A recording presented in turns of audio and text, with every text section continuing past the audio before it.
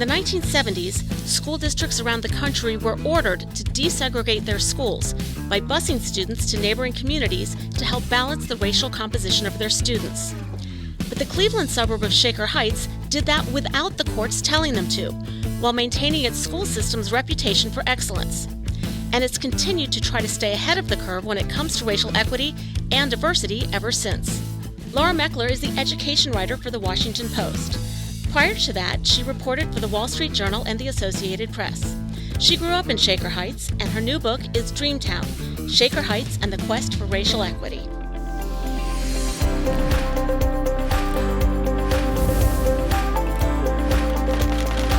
Laura Meckler, thank you so much for joining us today. Thanks so much for having me. So your book is about Shaker Heights, a suburb of Cleveland, but before that, you've got a bit of a St. Louis tie. I do. Yes, I went to college here at Washington University with you, it should be noted. And I also come back to St. Louis on a couple times a year because I advise the college paper at WashU. Well, welcome back. Thank you. But now we'll talk a little bit about Cleveland and Shaker Heights and your book. So what is your tie to Shaker Heights? Well, I grew up there. I lived there, from birth and, all the way through high school, went to the Shaker schools, K through 12. My parents still live there, so I go back on a regular basis there as well. And, so it's home. So is that why you picked the school system, or was there something particular about it? So I didn't really pick the school system or pick Shaker Heights at all. The story sort of just came to me and became something, a story I felt like I needed to tell.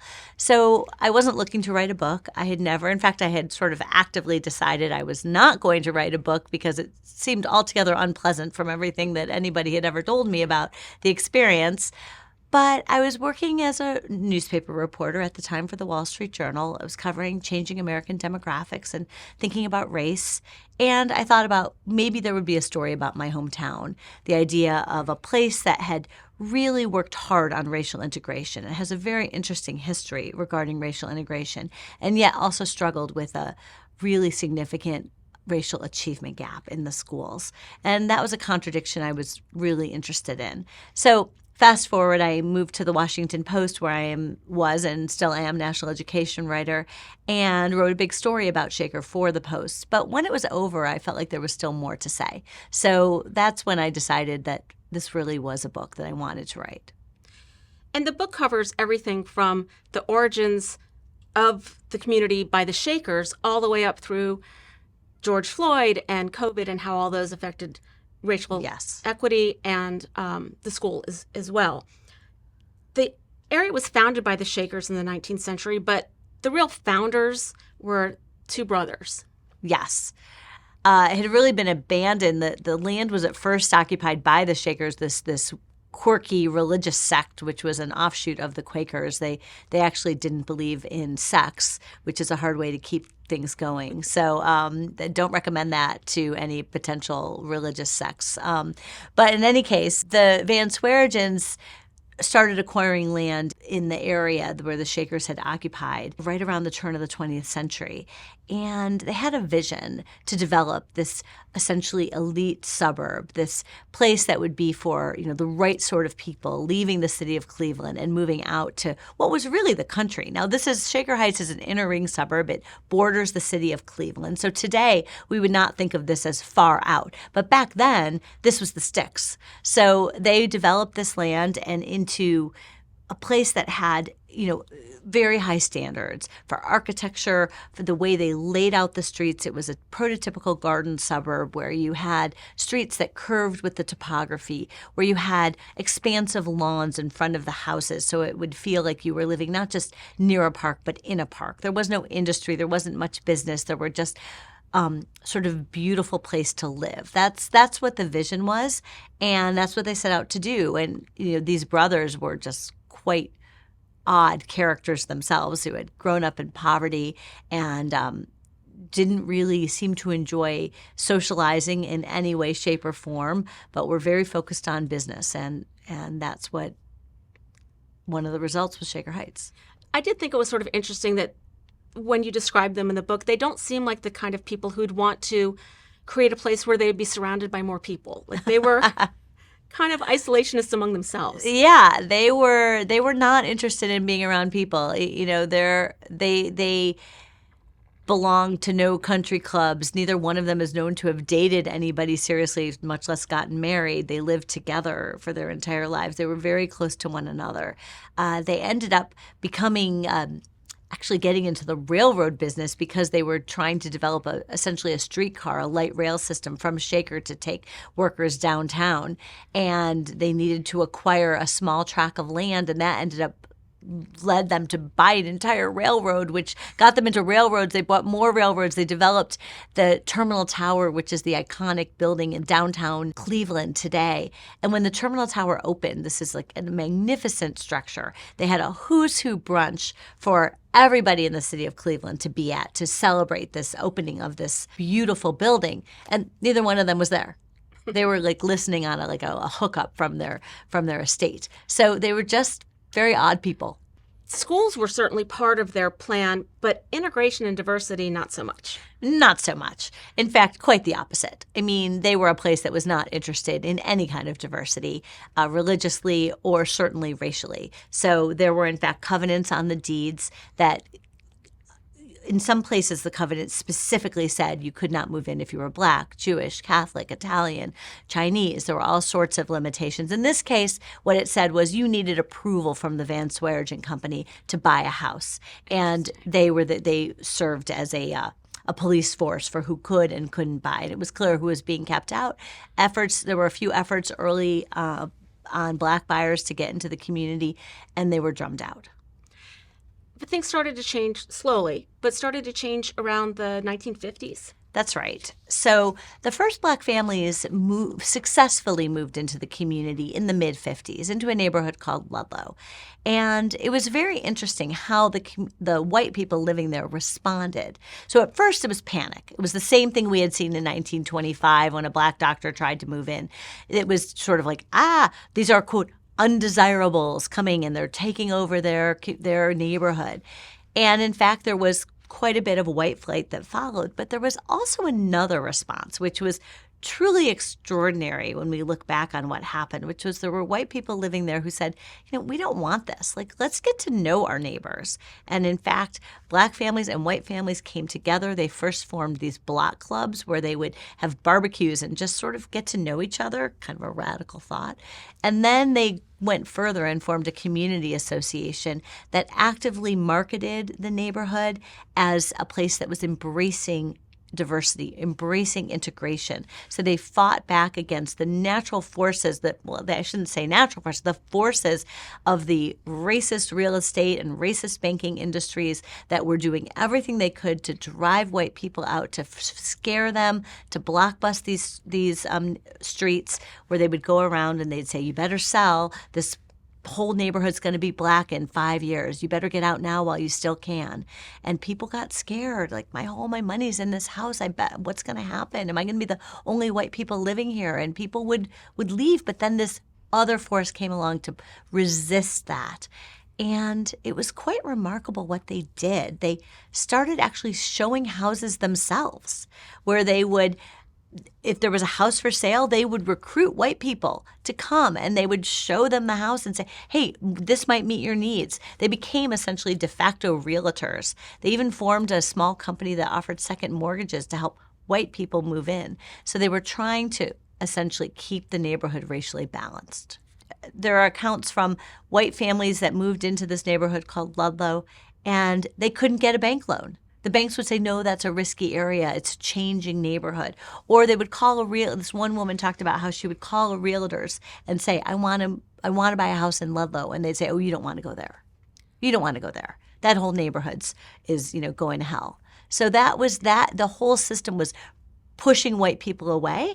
And now this community association was trying to draw white people there. What they did was they tried to draw white people into the neighborhood. They went out to companies in Cleveland and talked to their recruitment people and said, hey, when you have new people moving in to take jobs, suggest that they live here. They would advertise in elite publications like the Village Voice or the New York Review of Books, and they would say, hey, we're an integrated community. Come check us out. And they would literally show houses to people when they were looking to say, to white people, say, hey, why don't you consider moving here? Join us. Now, neighborhood integration was one thing. School integration, not quite the same. In some ways, the stories of the schools followed naturally from the story of housing. So first there was this housing integration that happened in Ludlow, and then that ethos of embracing integration rather than fearing and fighting it spread to other neighborhoods in Shaker, and the community itself started to develop a identity around embracing diversity. So then what happens with the schools? Well, a superintendent named Jack Lawson, who arrived in the mid-'60s, looked around and said, we have some racial imbalances in our schools. And most significantly, there was 1 out of the 9 elementary schools that was overwhelmingly Black. This was a neighborhood where that integration work didn't really succeed, and the neighborhood had turned over significantly. So in 1970, Jack Lawson put forward a plan to integrate the schools, to desegregate Moreland, which was overwhelmingly Black at that point. And this was we're talking more than 15 years after Brown versus Board of Education. There's a lot of conversation about the fact that segregated schools are not good for kids. But there's no court order. And even though communities all over the country are fighting this, they're fighting and pushing back against efforts to integrate their schools. In Shaker, this is a voluntary effort where the superintendent says, no, we're going to do this on our own. And his original plan was to essentially disperse the Black students in this school to other overwhelmingly white schools. That's not how it ended up happening, though, because there were, first of all, the Black families living there were really upset about this. Like, why are we the only ones who have to be bused? And that's usually what happened around America, it was the Black students who had to go to other schools. They said, why can't this be a two-way busing plan? And then some white families started saying the same. And they spoke up and said, we also think this should be a cross-busing plan. And they volunteered their own kids. They said, I'd happily send my own child to this school, to Moreland, the majority Black school. And that's, in fact, what happened, a two-way voluntary busing plan, voluntary in both directions, no external pressure making them do it. So, in fact, I think the story of the schools really did follow the story of housing, a lot of proactive work. Did the kids being bused in either direction face any of the kind of discrimination that in some of the more public displays of integrating schools, say in the South, there was kind of more of an uprising, but even internally, they were kind of internally segregated from the other students by themselves? Yeah, you know what? That didn't really happen. And it wasn't just in the South where there was resistance to integration. In Boston, for instance, famously there was violent protests. In New York City, violent protests. In the North, that's happened quite a bit as well. It wasn't just, of course, in St. Louis, there was huge resistance as well. In Shaker, it went pretty well. So this was integrating elementary schools, and the people really embraced it. It was, again, voluntary for the first, 15 or so years. The only people who participated were the people who wanted to participate. And they did a lot to try to draw people into the program. And then in 1987, they actually took another step forward. They needed to close some schools because the baby boom had passed through and they didn't need as many elementary schools. They closed 4 schools and they redrew the boundaries so that all of the other schools were racially balanced. So if you were going to attend Shaker Heights Public Schools, you were going to go to a racially integrated school. And that was really embraced by the community. You did not see pushback to that. And this is a community that prided themselves on having a very high standard of education within their school system. Absolutely. So this is an excellent school system. I mean, I went through the schools. They were excellent. And we always felt like we were the best school district in the country, which may or may not have been true. But they absolutely, excellence was embraced by the district and by the community at the same time as racial integration was being embraced. At some point, they decided they needed to tinker with the system a little bit, and they introduced something called levels or leveling within the education system. Tell me what that is, why they thought it was a good idea. Well, so leveling or tracking is something that has existed in American education for a long time. And it started in Shaker in the 50s and 60s, the idea was that, and this happens in many schools around the country, that you are placed into a level according to your academic ability level. And the philosophy is that kids who can go quicker are in advanced classes, and the kids who need more help or get the extra help they need if they're in lower level classes. So the level system expanded over the years. Started out sort of just a few classes, and over time it became more and more classes were leveled and more grades. It went further and down the grade band. It wasn't just in high school, and then it wasn't just in junior high or middle school. It started happening even in elementary school, sorting kids by ability levels. How did that affect integration within those classes? Well, it really created internal segregation because what you had was white kids disproportionately in the upper level classes and black kids disproportionately in the regular and lower level classes. And there are a lot of reasons to explain this. Some of it has to do with a difference in perhaps the level of education for their families or what their backgrounds were, whether they started in the Shaker schools. But there also was a lot of bias within the system that was shuttling people to these different levels based on assumptions that may or may not have been true. And I found many stories of people who assumptions were made about where they should be that were wrong. How were those distinctions made? Like, was there a list of criteria, or was it just kind of teacher recommendation, or how did that? It varied over the years. Some of it was testing, some of it was teacher recommendations, some of it was parent requests, but it all kind of ended up working in the same way, pushing kids into these patterns. One interesting thing was, not that long ago, but less than 10 years ago, the schools decided they wanted to encourage more black kids to go into upper level classes, and the one way they were going to do that was make it easier to enroll. So they said, okay, we have explicit open enrollment. Anybody who wants to go into these upper level classes, it's open to you if you want to try it. But the effect of that actually wasn't more black kids going into upper level classes. It was actually white families who were using it. White families who kids might have been recommended for regular level were saying, no, I want my kid in advanced. So it actually, in some ways, made it worse. So because you tended to have more parents who were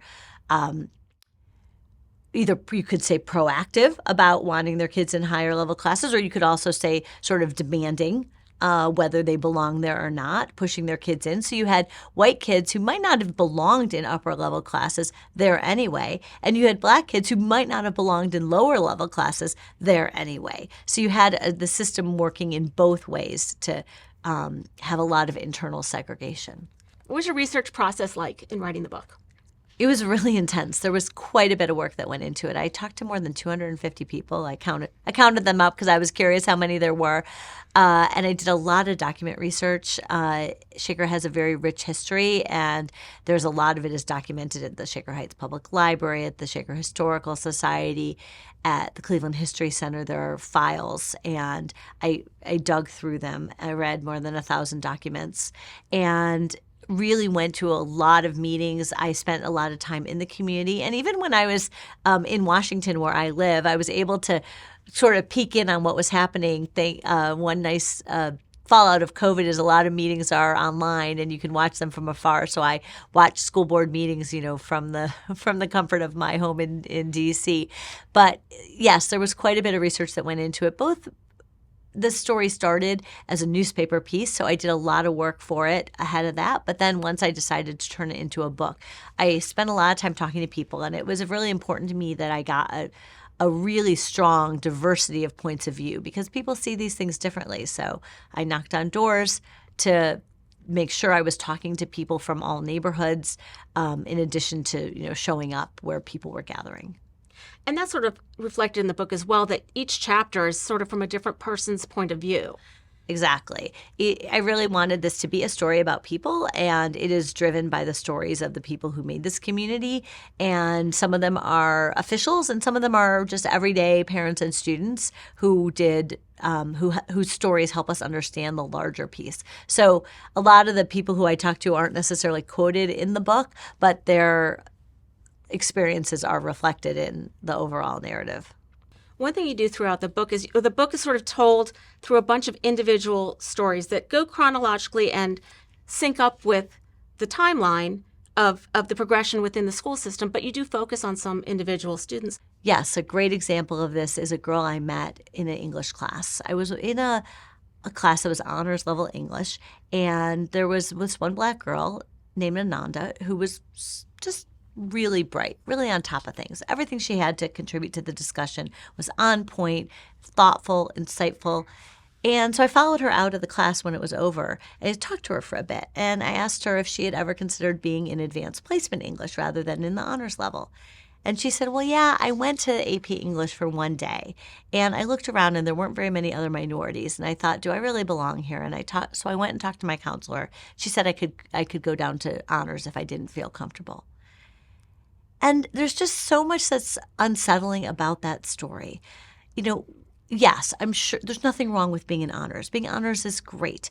And I'm sure that counselor was trying to help her feel comfortable and help her have a good experience. But at the same time, first of all, she was in that class and felt lonely. So that's a problem to start with. But the second problem I see is that counselor didn't say, you know what? We're going to make this work for you. I'm going to talk to the teacher and make sure you have a good experience. I'm going to find another student for you to buddy with to make you feel a little less lonely. We're going to get you the supports you need to try to succeed in this class. Let's give it another try.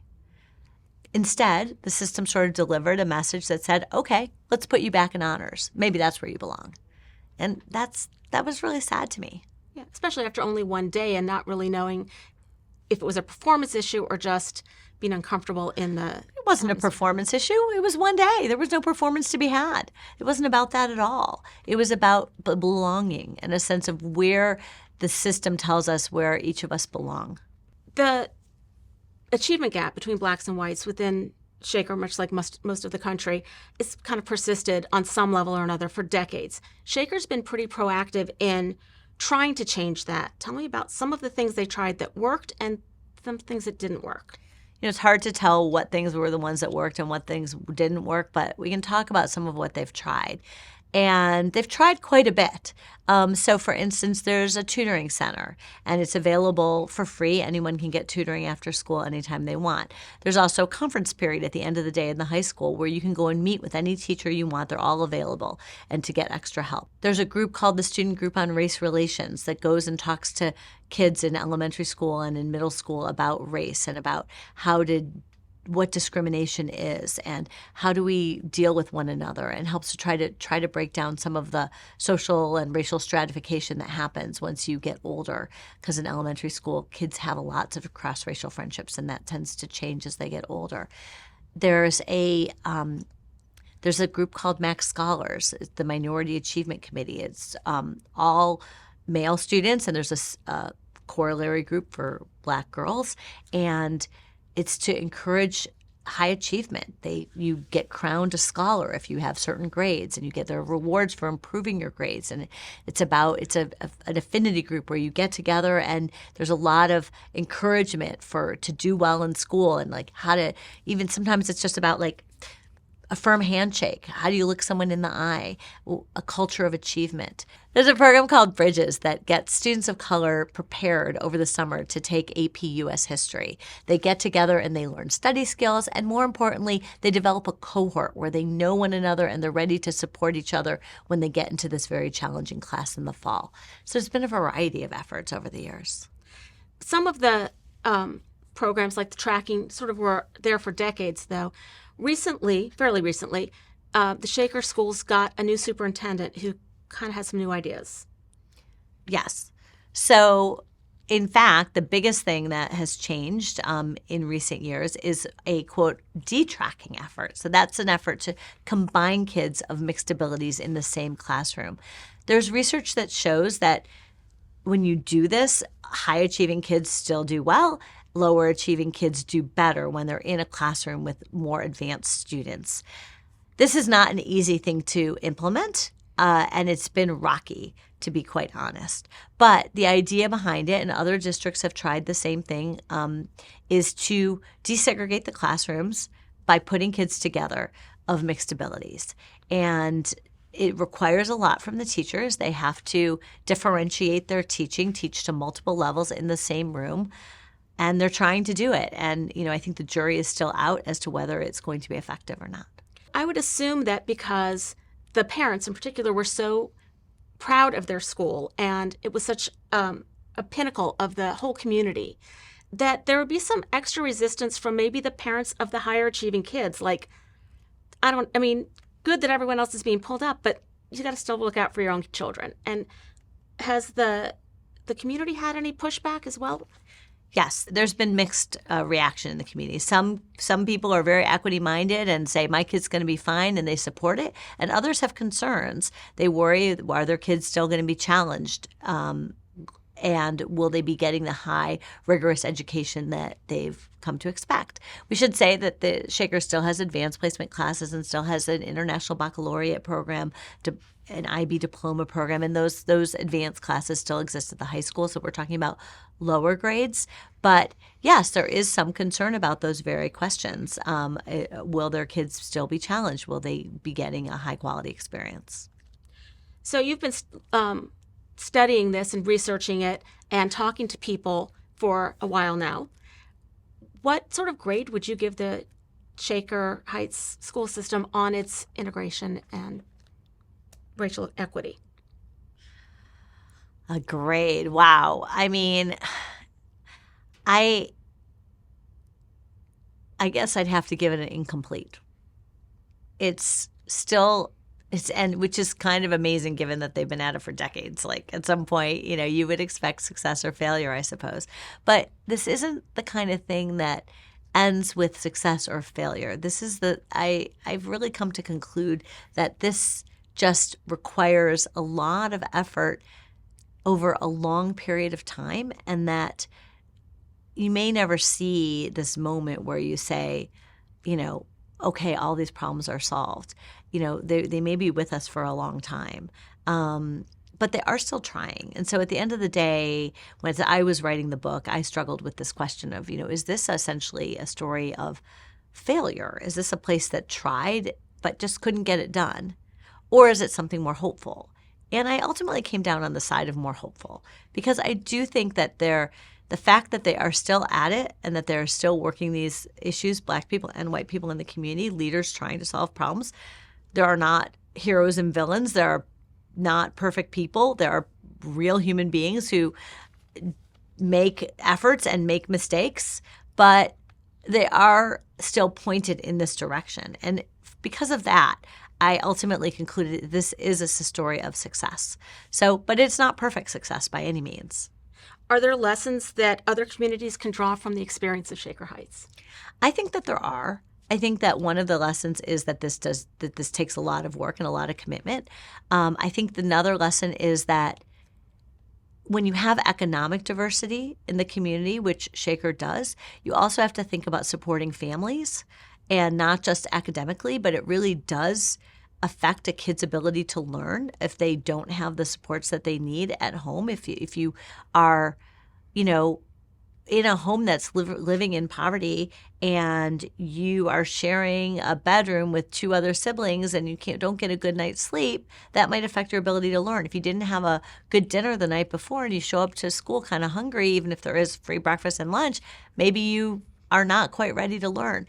And there is, in fact, a family and community engagement office in Shaker that tries to work with them, but work with families and help support families where they need it, which I think is a really important work.